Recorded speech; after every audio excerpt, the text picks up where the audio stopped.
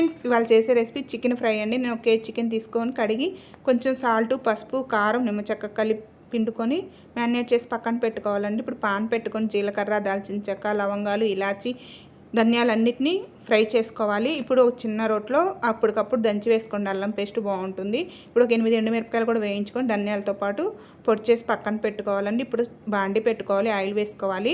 ఒక పెద్ద కప్పు ఉల్లిపాయలు, పచ్చిమిర్చి, కరివేపాకు వేసుకొని ఇలా బాగా వేయించుకున్నాక మనం దంచి పెట్టుకున్న అల్లం పేస్ట్ కూడా వేసుకోవాలి. ఇలా బాగా వేగాక మనం మ్యారినేట్ చేసి పక్కన పెట్టుకున్న చికెన్ కూడా వేసుకొని ఇలా బాగా ఫ్రై చేసుకోవాలి దగ్గరుండి. ఇప్పుడు రుచికి సరిపడా సాల్ట్ వేసుకోవాలండి. మనం చేసి పక్కన పెట్టుకున్న మసాలా పొడి కూడా వేసుకోవాలి. ఇలా ఒక 5 నిమిషాల పాటు బాగా వేయించుకున్నాక ఇప్పుడు దీంట్లో టమాటాలు అవసరం లేదండి. ఇలా చేసుకుంటే మనకు అన్నంలో కూడా చక్కగా కలిసిద్ది. ఇలా బాగా వేగాక రుచికి సరిపడా సాల్టు, కొంచెం కొబ్బరి తురుము, అప్పటికప్పుడు ఫ్రెష్ కరివేపాకు వేసుకోండి. ఇలా బాగా ఫ్రై చేసుకున్నాక కొత్తిమీర చల్లుకొని స్టవ్ ఆపేసుకోండి.